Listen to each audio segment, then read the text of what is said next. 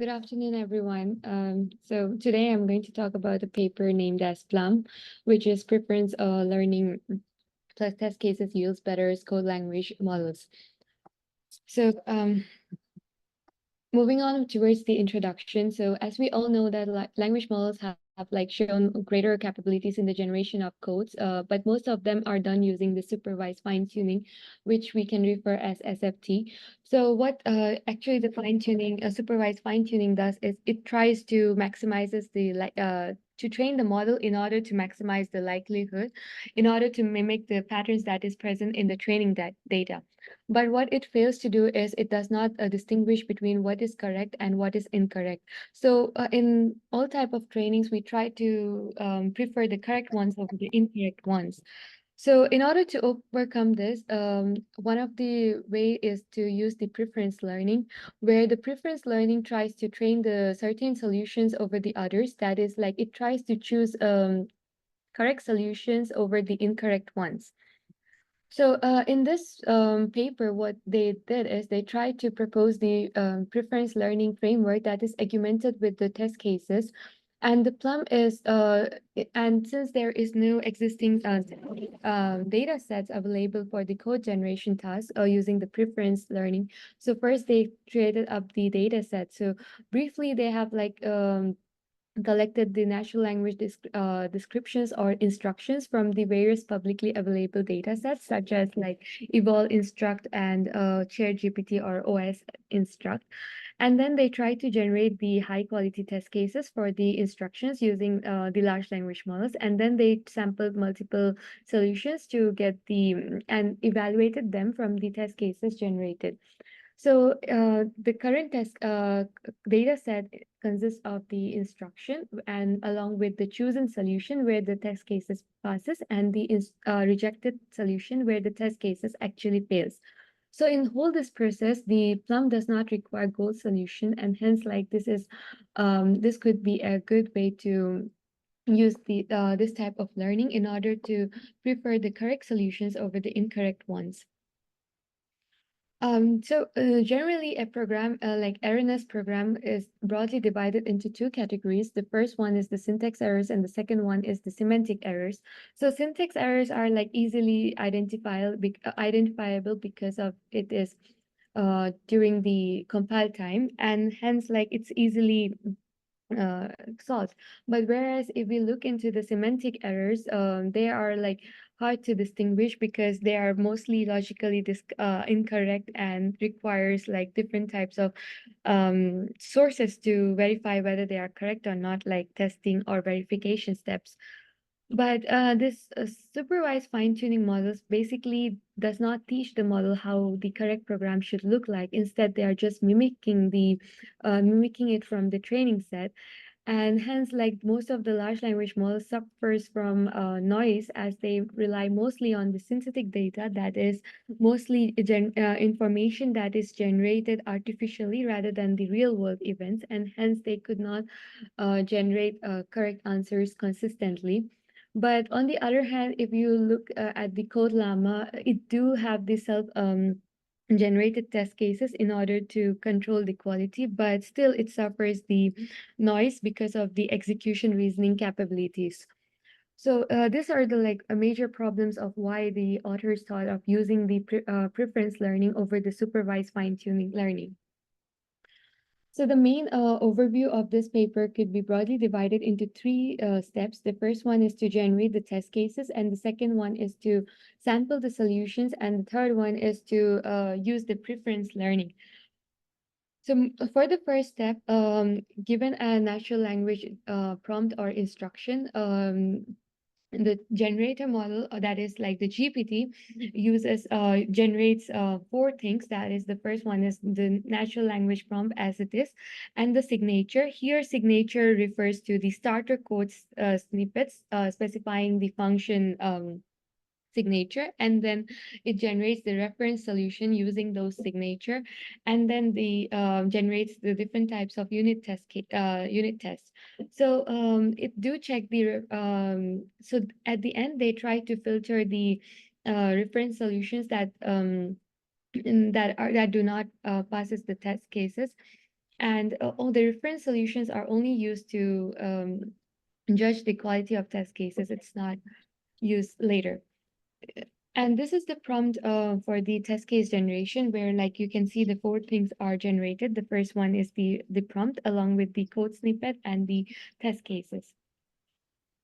So moving on to the second step, the second step compromises of the object of training of the policy model with this natural language prompt along with the signature and the unit test cases, and it generates the different types of solutions. Here they have generated 20 solutions just to check whether each test case is passed or not. If the solutions that are like unrunnable, that has been discarded. The thirdly is like the preference learning training with the KTO, that is K-mean Tarski optimization. So because the collected data is very imbalanced, and hence we need to improve the model responses for the user interaction. So they have utilized the KTO optimization, hence because they does not require any pairwise preference data, and instead it just works on the singleton feedback. So as we all know that like there are two types of nowadays, like there is two types of optimization. That first one is direct preference optimization, and the second one is KTO, and also we have reinforcement learning with human feedback, that is RLHS.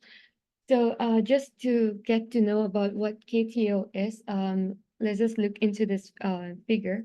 Here, like what generally we do is like we try to begin with the general base model, and then this model undergoes the supervised fine tuning, and this supervised fine tuning typically involves training the model on a labeled data set where the correct outputs are known. And here, pi reference refers to the reference model obtained after the supervised fine tuning stage. And as you can see that here on the left side, the hard to get preferences. So this these are the these are the illustrations of like two types of users. Like one is like indicating that collecting preferences from these users is challenging, and these preferences are like just a comparisons. So the direct preference optimization uses the hard to get preferences for optimizing the model, and the preferences are directly used to update and improve the model. On the other hand, if you look into the RLHF, which is reinforcement learning with human feedback, it uses the human feedback to further train and optimize the model by reference. And the feedback helps the model learn better policies. And like on the other hand, this KTO just uses the evident preferences that are like much more easier to collect. Like just take an example of like easier options like just the thumbs up and thumbs down. And this evident preferences are used to align the model more effectively. So the final result is that like in the paper of KTO, they have shown that direct preference, it performs much more better than direct preference optimization. And hence this users also have used the KTO preference to optimize both the to optimize the two correct and the incorrect ones. So here is the brief algorithm regarding this. So as we have seen, the input is the natural language instructions, and then the policy model is to be trained, and the generator model, that is GPT.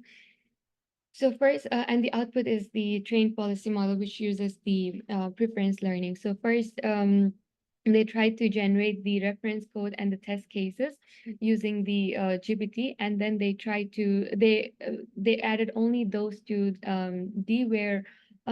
those to the data set, which actually passes the reference solution with the test cases. So they added only the question and the instruction and the test cases, and then they try to uh, train the policy model with in order to sample 20 solutions, and then each solution is checked with each test cases to whether the solution actually passes or not.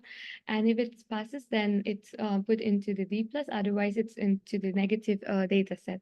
And then they train the policy model using this negative and the um, positive data set with the KTL optimization in order to get the preference learning model. So this was all about the experiment of the methodology part. So moving on towards the experiment. So they have actually used the self-consistency. They have actually used 3 types of data set, that is like OS instruct, eval instruct, and shared GPT. And each um, data set consists of a natural language instruction along with the detailed solutions and test cases. So they tried to check the self-consistency pass rate, and they observed that the OS instruct has a much more self-consistency pass rate, and hence it's like much more easier than the other two. Hence the instruction is much more easier than the other two data sets. So they have like experimented with 3 types of different types of settings used. The first is like they trained with just the trained directly with the PLUM without the supervised fine tuning. Then they tried to train with the unsupervised fine tuning followed by the PLUM on the like same instructions that as the ones that are used in SFT. And the third one is the ones which they just on different types of data sets that is not being seen using the SFT. So according to the results, they said that the PLUM performs much more better than the supervised fine tuning method. But on the other hand, we have to look into the part that the Maggie coder and code open code interpreter was released before this. So the data set has been known, so there could be data leakage, whereas like DeepSeek coder was released later. So there is no chances of the data leakage, and hence like even the DeepSeek coder performed much more better. So, and they tried to train the and do the supervised fine tuning with different types of data sets like eval, instruct, and shared GPT. And here also we can observe that the PLUM performed like much more better than the supervised fine tuning methods. So we can conclude that the preference learning actually helps. This data, they have even performed on the live code bench. This data set is like much more complicated than the previous 3 data sets. I guess everyone might have known about the code contest data set. So this is similar to the code contest data set, where it compromises of easy, medium, and the hard level. But the only difference with the live code bench with the code contest data set is that for the live code bench, involves it's organized with the dates when the data was released and etc. Whereas code contest does not have. We cannot check with the data leakage problems.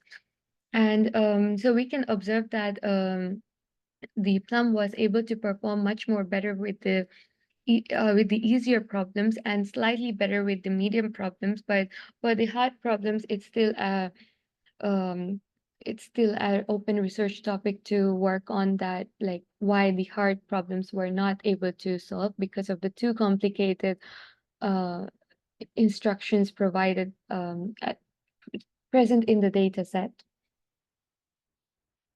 So in this one they have like tried to perform the perform whether like to compare whether the DPO or KTO, which one is better. So in order to prove their statement that they have used the KTO over DPO, so because the DPO performance is like lower than the KTO, and hence they have used the KTO alignment for the alignment process during the preference learning. So in conclusion, we can say that like preference learning can do enhance the performance of the code large language models, and yeah, it have used the model generated test cases in order to obtain the preference data set, and they have also concluded that the non-executable codes used as the rejected solutions can hurt the performance of the code, and hence they have removed all the unrunnable codes and have not used those as the rejected solutions. So why the reason why I have dealt with this paper is that currently like our research topic is using the we are also trying to generate the test cases from a given problem, this problem or input specification. First, what we are trying to do is we are just trying to get the input specification and then generate the grammar and the constraints and then those grammar are being generated using the those grammars are then converted to generate the test cases. So in this work, we are trying to use the preference learning to generate grammars data set, but I am curious like how does it goes on. If there are any more suggestions regarding this, it will be very much helpful with it. Thank you.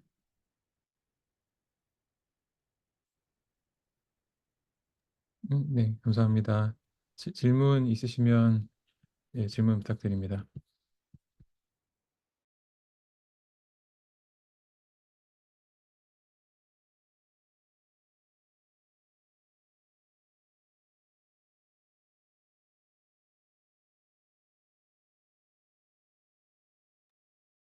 So, what is the self-consistency in table 1?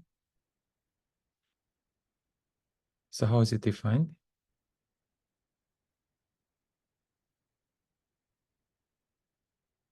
So, hi, do you hear me? Yes. Sorry, it was muted at my end. Okay. So and the just a moment. So you're referring to this, right? So here it's just that the self-consistency refers to the pass rate of the sample solutions over the test cases. Okay, but we also generate test cases using the same model, Yes. ChatGPT, right? Yes. GPT-4. And then, I mean, we don't even know whether the generated test cases are valid. So how can we kind of So validate using what they are test? trying to do is they're like trying to check whether the test cases are valid or not using the reference solution. Okay, then again, how can you say that the reference solution is valid? It's also generated by the same model, right? Yes. Yes, so that's the question. If you don't start with any kind of validated reference here, then how can you validate each other?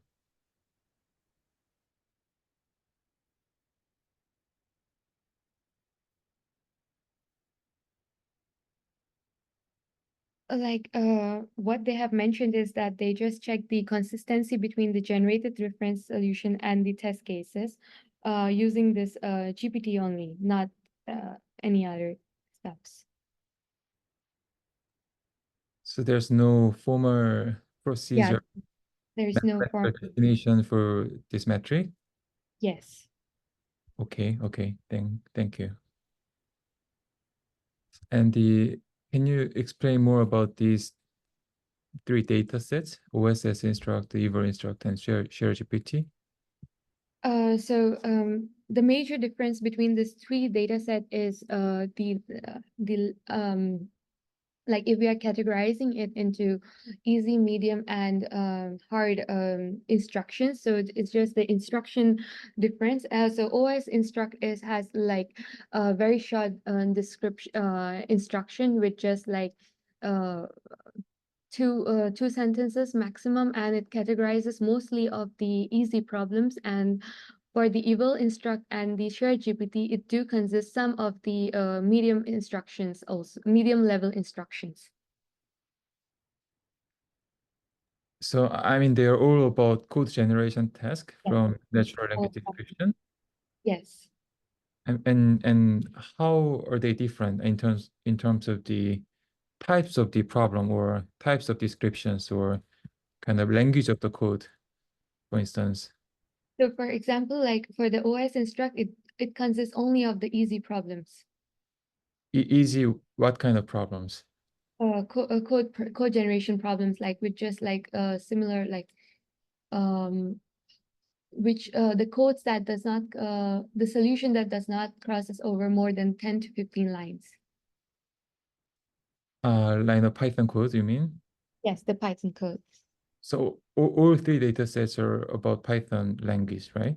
Not only Python dataset, but they have used only the Python codes to generate.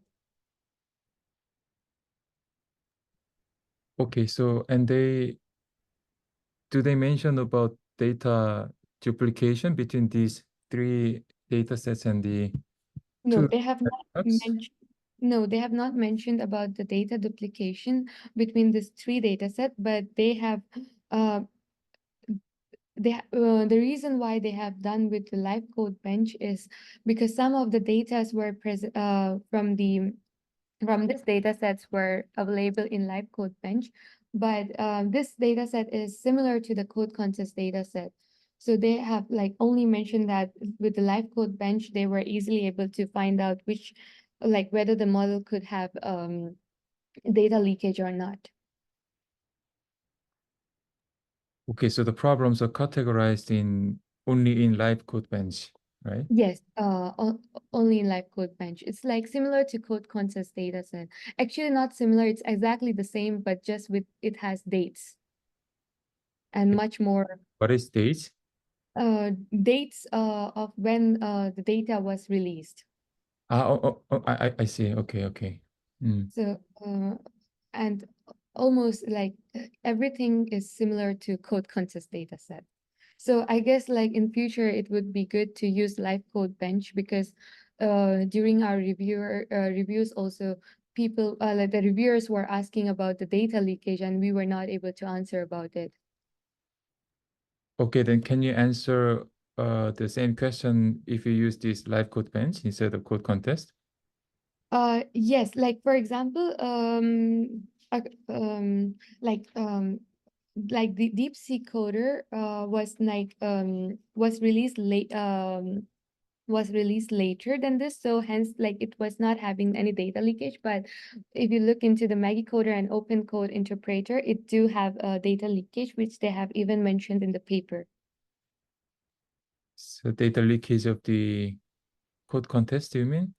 Uh, mm, Not with the code contest. They have actually told about the human eval and MBPP. Oh, Yes. I see. Okay. So is live code bench bigger than code contest and it's more Um, various or what's the advantage of using this? just to get the to solve the problem of like whether there is data leakage or not. And it's like more well organized than code contest and it has been filtered. Okay. So is it your Like opinion or is it mentioned somewhere in the kind of published paper? this was my opinion when I Okay. was into the data sets. Okay. Okay. Thank you. 또 다른 질문 있으신가요? 그러니까 제가 저기 아지티에게 이 논문을 좀 발표해 줬으면 좋겠다라고 요청한 입장에서 한 번만 간단하게 취지를 설명을 드리면 일단 이 논문은 제가 최근에 그탑 AI 학회 그 논문 리뷰를 하면서 이제 알게 된 논문이고요. 그래서 지금 리뷰를 거치고 있는 논문인 것 같고 뭐 퍼블리시 될지 안 될지 모르겠습니다만 이제 저희가 하고 있는 연구가 이제 코드 생성이나 코드 이제 커렉션을 하는데 테스트 케이스를 활용을 해보겠다라는 거거든요. 근데 이제 기존 연구들은 테스트 케이스를 아예 안 쓰거나, 그러니까 뭐 생성이나 커렉션 할 때는 안 쓰거나, 안 쓰고 이제 검증할 때만 쓰거나, 혹은 이제 테스트 케이스도 뭐 랜덤 제너레이션을 한다거나 하기 때문에 이제 테스트 케이스의 퀄리티도 잘 검증되지 않는 문제들이 있는데, 이제 저희는 그 테스트 케이스 생성을 문법 기반으로 하려고 하고, 그 문법 자체도 문제의 그 스페시피케이션에 그 테스트 케이스에 대한 논리적 조건들이 보통 주어져 있기 때문에, 예, 여기 나와 있는 저 조건을 우리가 문법으로 일단은 LLM으로 변환을 하고, 그 문법에서 이제 밸리드한 테스트 케이스를 많이 생성을 할 수 있으면, 그 테스트 케이스를 사용해서 만약에 모델이 생성한 이제 초벌한 코드가 만약에 논리적으로 옳지 않으면 이제 수정을 해주거나, 뭐 실행 결과를 보고 이제 적절하게 라인을 고쳐주거나 하는 그런 이제 피드백을 얻을 수 있다는 그런 아이디어에서 그런 연구들을 하고 있고요. 근데 이제 이 논문 같은 경우는 그 피드백 결과를 이제 최근에 LLM에서 많이 사용하고 있는 저 Preference Learning이라고 하는 학습 기법을 통해서 이제 반영을 하고 있는 것 같더라고요.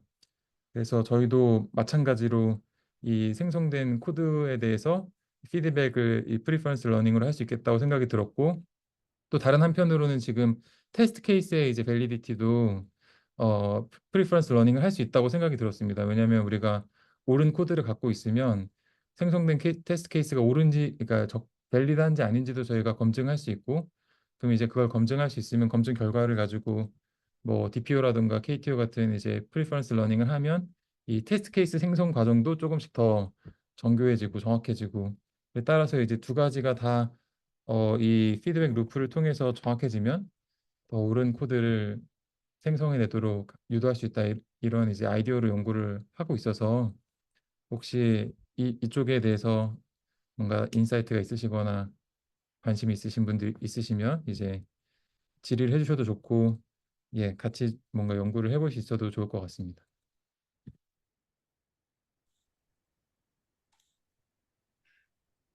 네, 교수님, 그 교수님 설명해 주시니까 조금 더 전반적인 방향을 이해하게 돼가지고 이제 후속 질문을 좀 드리면, 그러니까 타이틀을 보거나 논문의 방향을 보거나 제안하는 어떤 그 플럼 프레임워크를 쓰면 당연히 잘 되겠지라는 그거는 합리적인 것 같은데요.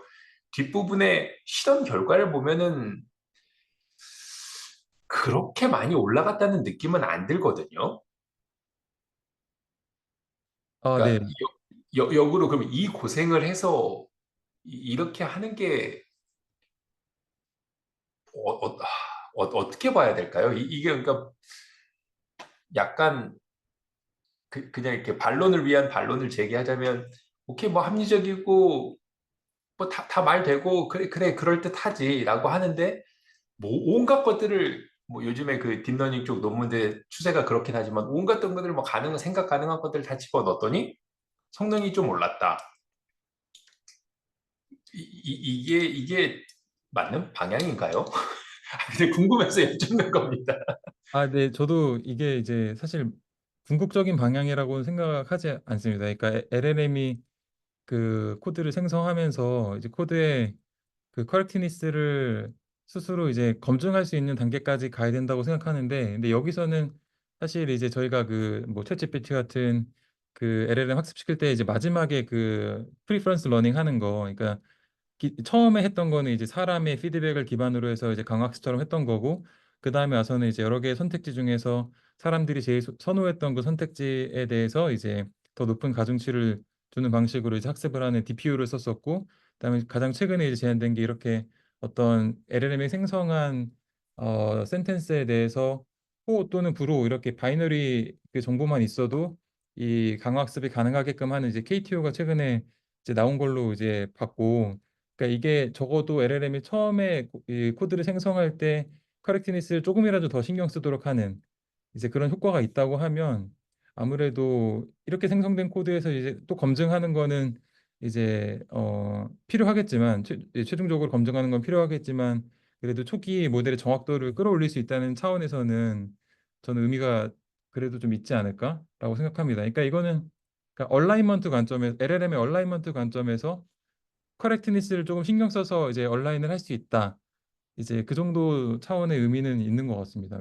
말씀해 주신 대로 성능 향상이 엄청 두드러지지도 않는데, 근데 제가 조금 좋다고 봤던 거는 그래도 모든 모델에 대해서 근데 모든 벤치마크에 대해 성능 향상이 있긴 하거든요. 근데 저희도 항상 연구해 보면은 저렇게 깔끔하게 모든 경우에 대해서 성능 향상이 있기는 쉽지 않은데 그런 걸로 봤을 때 이 방법론이 그래도 제너럴리티가 있고 확장 가능성이 있구나. 그러니까 예를 들면 지금 현재는 테스트 케이스에 그 밸리디티 컨트롤이 잘 안 되는 상황이라고 저는 보고 있는데 그럼에도 불구하고 성능 향상이 있다는 거는 저희가 이 프레임워크 안에서 어떤 테스트 케이스의 정확성을 좀 높일 수 있거나 혹은 뭐 코너 케이스를 더 잘 많이 만들어낼 수 있다면 모델의 성능을 이제 훨씬 더 끌어올릴 수 있겠다는 생각이 좀 동시에 들어가지고 뭐 그런 의미에서는 조금 그래도 가능성이 있는 방향이라고 생각을 했습니다. 지금으로서는. 네, 고 교수님이 저자분이 아닌데 자꾸 저자인 것처럼 생각하고 질문을 해서 그런데 약간 이제 그 모델들을 다양하게 썼고 그렇기도 한데 예를 들어서 라마 같은 것도 써볼 수 있는데 안 쓴 것 같거든요. 어떤 뭐 이유가 있을까요? 어 제가 알기로 잠시만요. 저 뒤에 CL이 저 코드라마 아닌가요? 아디티 혹시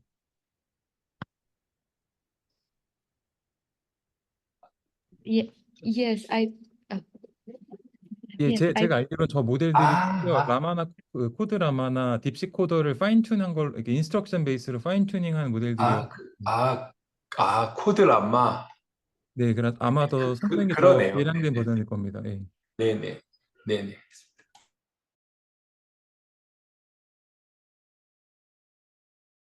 그 기존 코드라마나 딥식 코더가 인스트럭션에 대해서 파인 튜닝이 되어 있지 않다 보니까 그리고 이제 데이터들이 좀 정제가 안 되어 있다고 이제 판단을 해서 기존 후속 연구들이 이제 이 모델들을 파인 튜닝 할 때 인스트럭션 그 베이스로 많이 하는데 그다음 정제된 데이터를 많이 하려고 하는데 이제 그 모델들을 사용한 것 같습니다. 개인적으로 생각했을 때는.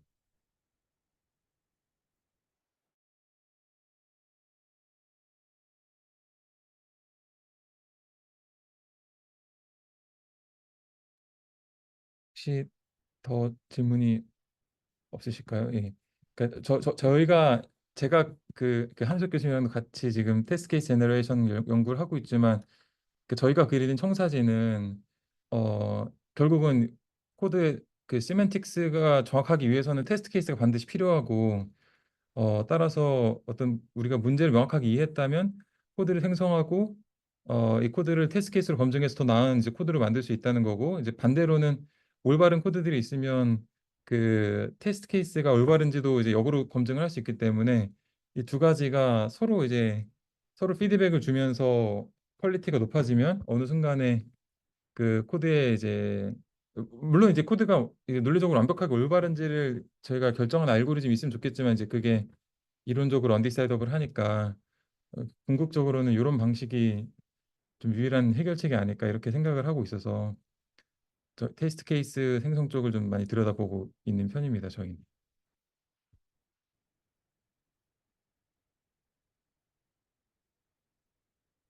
네, 만약에 네, 질문이 더 없은 것은 한 가지만 부탁드리면 이 교수님 리뷰하신다 그랬는데 나중에 리뷰 결과가 다른 리뷰어들도 어떻게 봤는지 굉장히 궁금합니다. 그래서 혹시 이거 네, 나중에 취업되시면 한번 좀 공유해 주시면 저희 참고하면 좋을 것 같습니다. 네 결과가 나오는 대로 공유하겠습니다. 네, 감사합니다. 그러면은 네, 다들 어, 질문 없으신 것 같아서 그럼 오늘 발표 준비해 주신 아디티 학생 고생 많으셨고요. 예, 참여해 주신 많은 분들 감사드립니다. 다음 주에 뵙겠습니다. 수고하셨습니다. 감사합니다.